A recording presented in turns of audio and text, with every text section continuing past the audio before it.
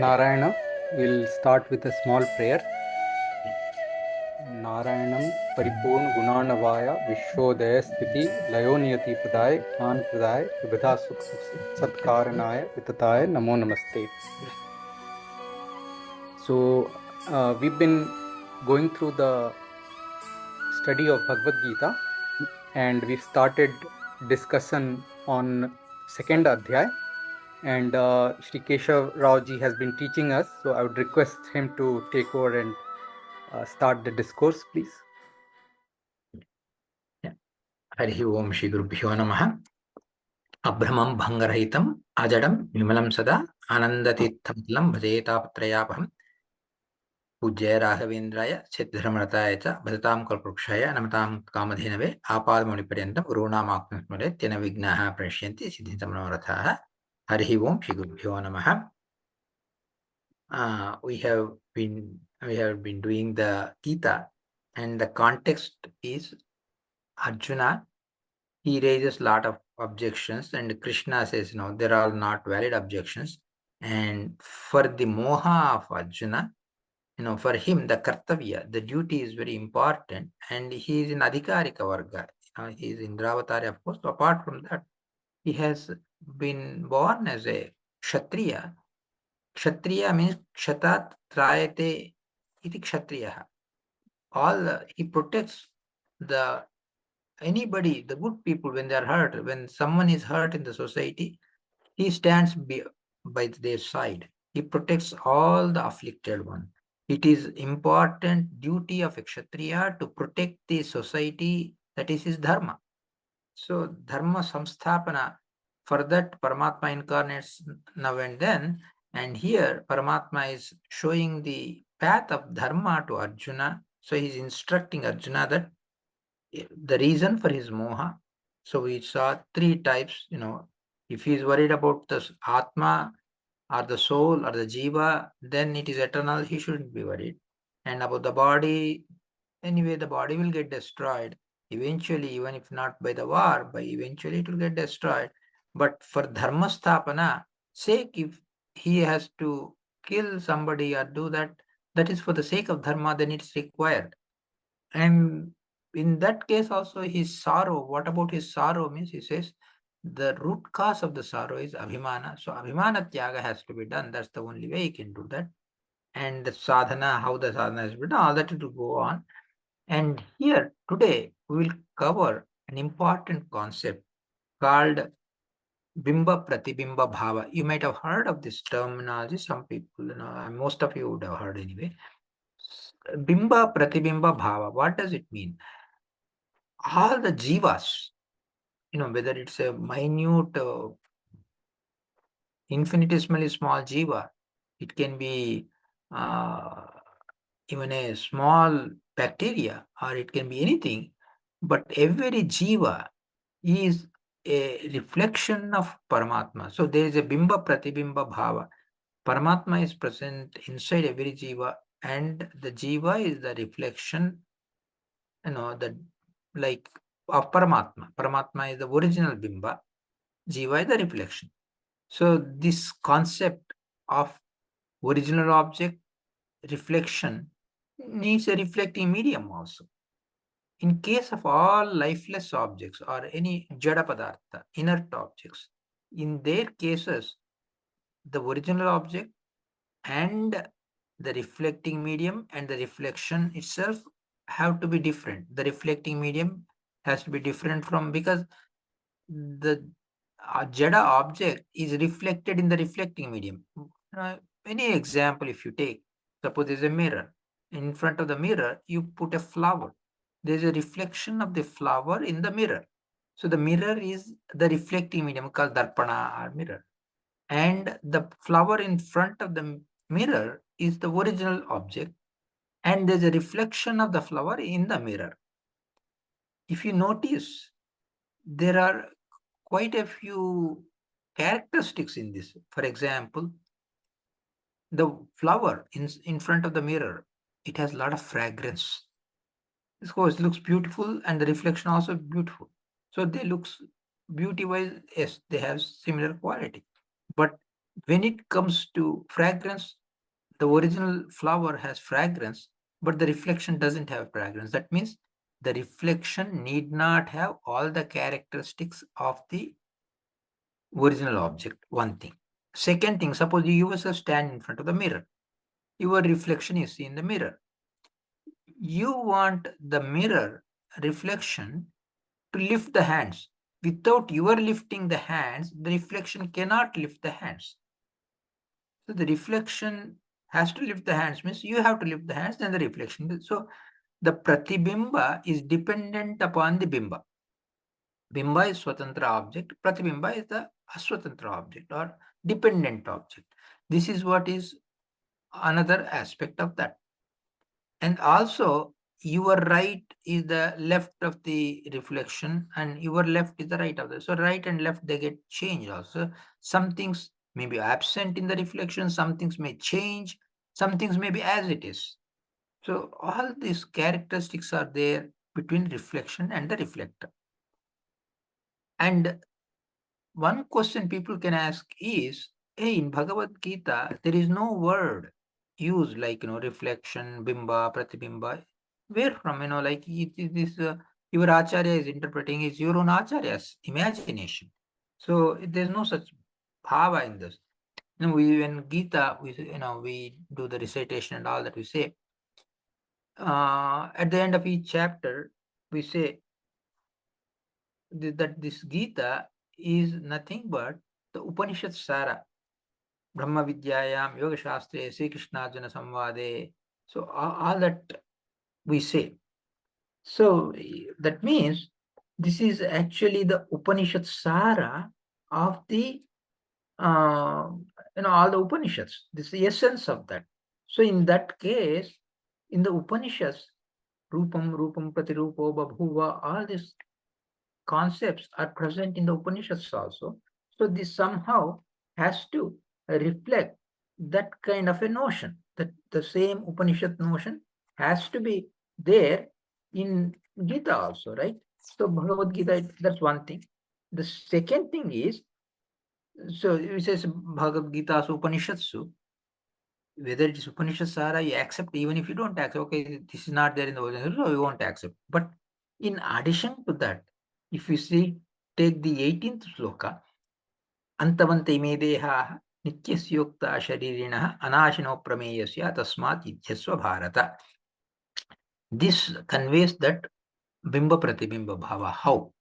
Means, look, one thing that you can notice, another in case of a original object reflection and the reflecting medium is, suppose you want the reflection to be destroyed.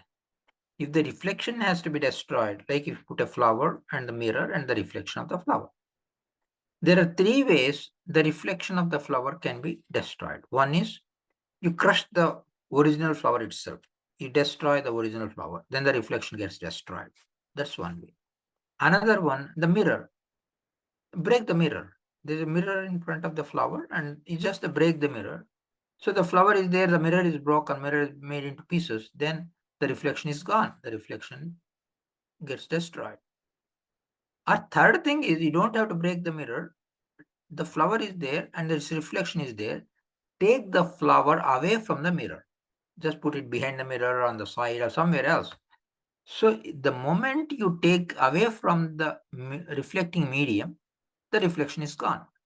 What we call bimba upadhi sannidhi. So that means the reflecting medium and the original object, if there is a gap between them, they're separated, then it gets destroyed. The reflection gets destroyed. So three ways the reflection gets destroyed. And here we have to note that all the jivas are the reflection of Paramatma. This is the concept.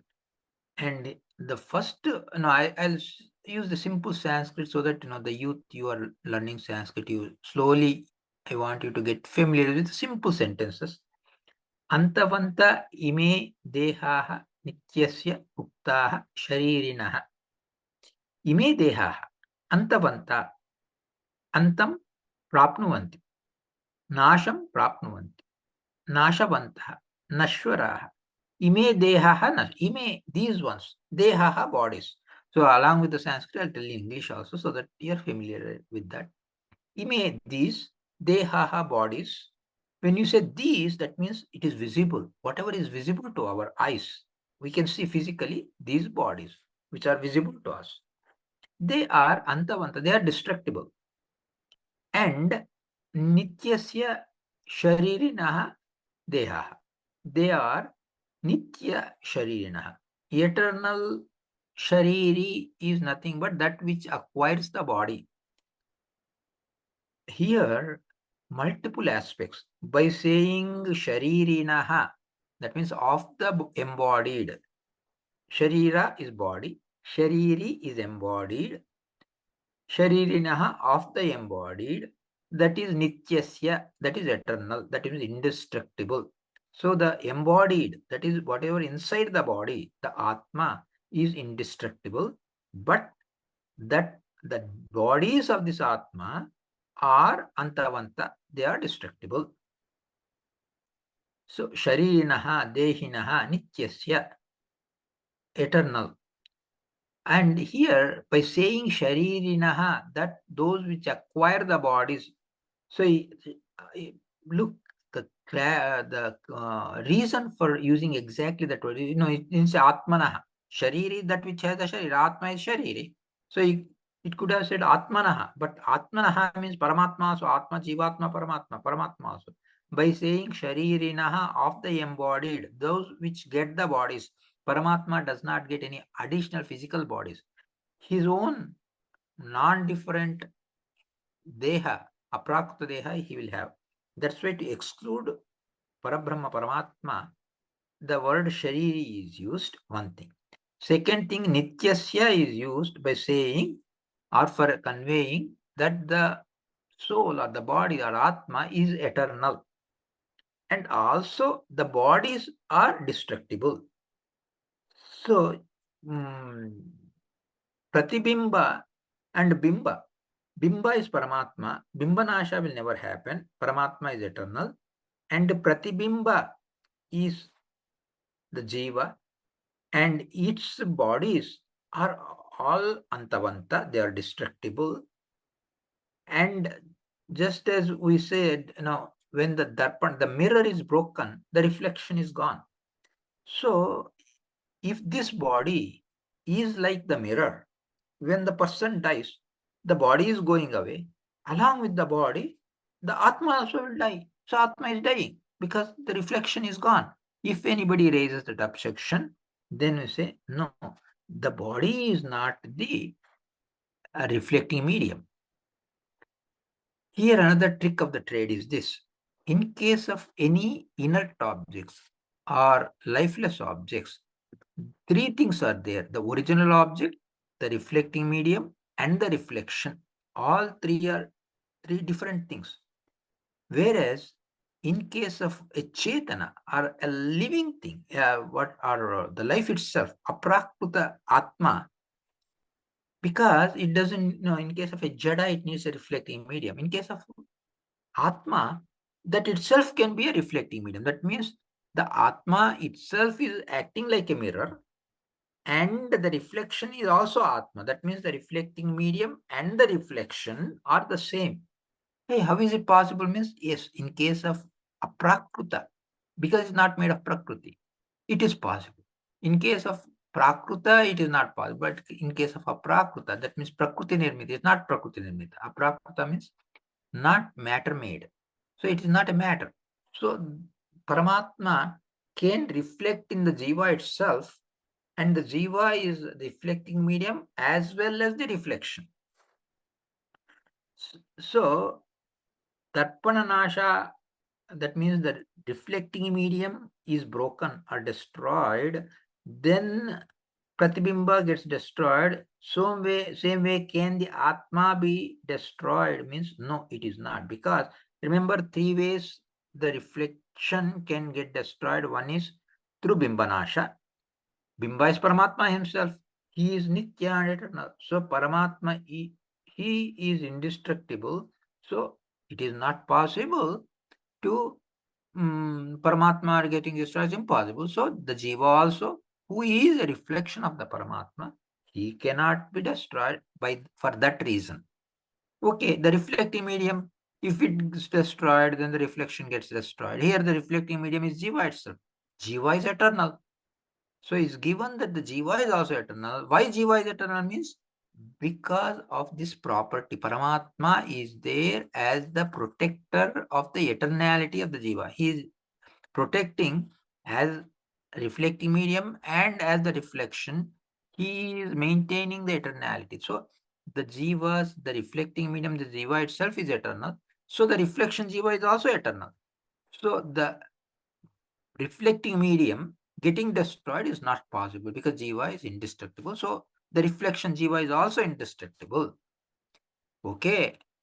Jiva itself can be reflecting medium. It itself is a reflection. That's okay. Fine. We'll accept because it's a Prakrita. He's saying it's okay. But if you move Paramatma away from the Jiva, even for a moment, the reflection can destroy. So that what we call Sannidhi, that means Upadhi Bimba Sannidhi Nasha. Can it happen means no, here it cannot because the reason is he is aprameya. That's also indicated in the same sloka. Anashina aprameyasya. He is aprameya. Aprameya means what? He is all pervading. There is not a single point in this entire universe, anywhere where he doesn't exist. He is present everywhere. So, how can he be moved away from anything? He cannot be moved away from anything. He is all pervading. Aprameya. So, because of aprameyatva, that bimba upadhi sannidhinasha does not happen. So, that reason also is removed. For that reason, Jiva is eternality is given. So, nityasya sharirinaha ime dehaha antavanta eva. Dehaha antavanta. Kintu atma na antavanta. Atma nitya eva. नित्यस्य आत्मनः शरीरिणः इति जीवात्मनः देहाः इमे देहाः प्रत्यक्षसिद्धाः देहाः अन्तवन्त एव. That means this eternal embodied Atma bears all these bodies. The bodies of this embodied Atma, they are all destructible. Only the bodies are destructible, but Atma is not destructible. And also Anashinaha Aprameyasya. That means no special things also, nothing special can destroy. No special powers can destroy either Jiva or Paramatma.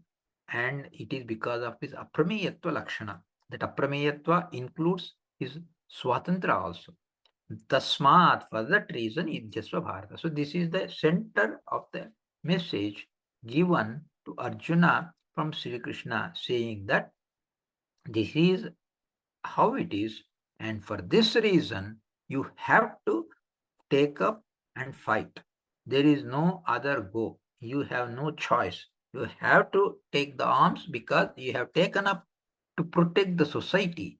As a ruler and a kshatriya, it is your duty to take up the weapons and fight so that the dharma is established.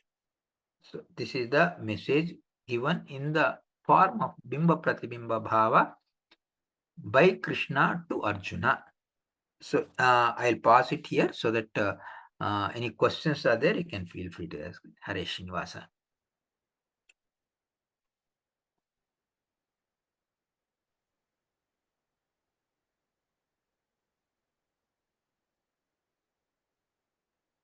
Namaskar. Go ahead. Yeah. Go ahead. Yeah. Namaskara. It is very, very clear and nice explanation about Bimba and Pratibimba. Yeah. And thanks to the internet media and lot of YouTube channels are talking about Bimba Rupi Paramatma prayers. Is this still connected to the topic? Because there is a God within you, and all the rupas from the outside, you can connect it to the Bimba Rupi Paramatma, and then That's how you have to worship. You can worship internally, basically, so that you can connect really yourself to the God. Is that true? It is still interlinked with the Bhagavad Gita too. Yes. See, this is how it is. Paramatma, Okay. as a Bimbarupi, he is present in every single Jiva. And Mm-hmm. also, he is present in other forms also. But there is no difference between his one form and another form. For example, when he appeared in front of Dhruva or Mm-hmm. Prahalada, and as Narasimha he came, he takes different shapes, different forms, like Rama, Krishna avatars he has taken. All these are non-different from Bimba, but what we call is the Vishesha. There's a nice word that is used by Acharya. Vishesha means when there is no difference, you speak as if there is a difference. This is Vishesha. For example, Rama is there, Krishna is there. They're not different. Rama is same as Krishna. Krishna is same as Rama. Mm-hmm. But we don't say Rama's wife is Rukmini or Krishna's wife is Sita. We say, no, Rama's wife is Sita and Krishna. Hey, but they're same, right? So why can't you say Rama's wife is Rukmini and Krishna's wife is Sita? Why can't you say that? No. In that Rupa, Paramatma has Lakshmi, both are like Sita and Rukmini, both are Lakshmi only. But Lakshmi has come in that what we call Nama, Rupa, Guna, Kriya, Anusandhana. That means in a particular form, he performs particular function. Of course, there's no restriction that Paramatma has to that way only. There's no restriction. But still, he has decided, okay, in Rama Avatara, I will take up the bow and arrow and I'll kill Ravana. I'll do this and I'll have Sita. I'll be Ekapatni Vrata. I'll have only Sita as my wife, Lakshmi Devi, Avatara. But when it comes to Krishna Avatara, Lakshmi comes, so in Rukmini form, Satyabhama form, and also Lakshmi is present in all his wives also. Lakshmi Sannidhana is there. So Paramatma always does Sangatya with Lakshmi only, but he gives the joy to others as if they feel that they are close to Paramatma. But Paramatma always, so basically what it is he has multiple forms. And what we do is when we do Upasana, our Upasana means in my inside me, as Bimbarupi, inside my Jiva, Paramatma is present. Inside my Deha also, body also, Paramatma is present. Paramatma is present every atom of my body. He is present in millions of forms inside me. It's not just one or two forms of Paramatma. He is present as my Bimbarupa. That's one form. He is also present as the Dehastarupa. Deha Antargata, Deha Vyapta. Jiva Antargata, Jiva Vyapta. Raghavan Swami explains all this, but means he is present in our body, pervading entire body. And also every atom of our body is present. And he's present in our nadis, 72,000 nadis, he's present in 72,000 forms. That means in everybody, he's present in millions of forms. What we have to think, the Bimbopasana, Bimba they're talking about in YouTube, what they're saying, I don't know how much clarity they have given, but what we have to think is the Bimbarupi that is there inside our Jiva, that is our Bimba. So we Jivas are reflection of that Bimba. Everybody have their own Bimbarupa. My Bimbarupa is non-different from all the forms that are present inside my body and all the avatars that are present, all the forms that are present pervading this entire universe, all of them, zillions and zillions of forms of God, they are all identical, but I have no capacity to worship these zillions of forms. So what I will do is, I will worship my Bimbarupi, and when I do that, I will think of millions of qualities are there. I will think whatever are capable, I am capable 100 to 200 or 50 or 10 qualities, I'll think of that. But when I do upasana means I worship him, I think of him, I meditate upon him, I do dhyana of him, all this. All this when I do, I think of four qualities. Sat, Chit, Ananda, Atma. Satchidananda Atmeti Manushaihi. As human beings, we do the Upasana. Sat means he is flawless. Chit means his personification of knowledge. Ananda means he is personification of bliss. Atma means he is my Lord. He is my guide. He is my Niyamaka. So this four qualities mainly, of course, there are many other meanings, but majorly these four gunas. Nama, because suppose you say, I met Venkappa, or I met some Ramakrishna Murthy, something you say. The name, when you say, you think of that person also, his rupa comes to your mind. So the name and the form you connect. Then you think, oh, this guy is a very nice person, is my friend, or whatever you think of. So Nama, Rupa, Guna, and you say, oh, he came to my house, he has whatever things that he did, Kriya. So these four together will describe any personality, either human personality or Paramatma, whatever. So the same Nama, Rupa, Guna, Kriya, Anusana, connecting the two, using these four things, you can. So you think of God's name, Krishna, Rama, whatever, and you think of him as, oh, he is the same as my Bimba Rupi, who is present inside my Jiva as a Bimba. He is same, both are same. But because I do not know my Bimba Rupi, how it is, I don't know. So what I do is I worship the outside. Puja, I do Rama Puja, Krishna Puja, Satyanarayana Puja. All that I do because that's what I can visualize. I can think, I can meditate, I can concentrate, I can do puja. So I do puja of that. But I think of that same Rupa is present as my Bimba Rupi is not different. They're not different. By worshipping, may God as a Bimba Rupi be pleased with my worship. That's what you pray for. Yeah, I think the main point is to describe the relationship between the Jiva and the Ishvara in this shloka. Yeah. And Bimba Pratibimba Bhava is the analogy. So from the analogy, we can see that not all characteristics are would be there in the reflection, and that similarly the Jiva would not have all of the characteristics that are guna that are there in the Lord, and it is eternally dependent upon the original entity. So it is eternally dependent upon the Lord. And there are some differences between the original and the reflection. Like Sri Keshavarji said that when you look at the flower in the reflection, there is no smell.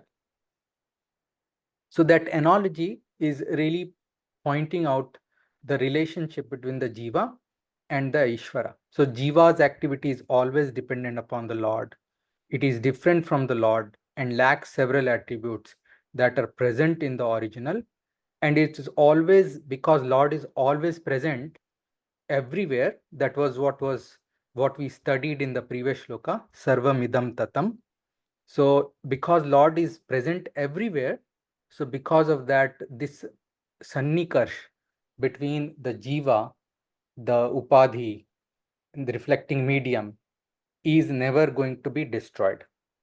So I think that is how we should look at this Bimba Pratibimba Bhava, because in the previous, the main question, and Keshavarji, if this makes sense, I'm just articulating what I understood. So Lord has said in the Nasato Vidyate Bhavo that he ensures that the righteousness is maintained, and he guarantees it. And then there could be an objection that what if somebody else takes over? Who would guarantee the righteousness? The person, the Lord, who guarantees that righteousness is maintained, the justice is served in the world. If his power get diminished, then who will guarantee that?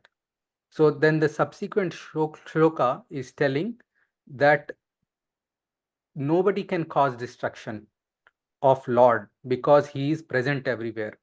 In a general principle, it was told that anything that is present everywhere, nobody can cause destruction of it.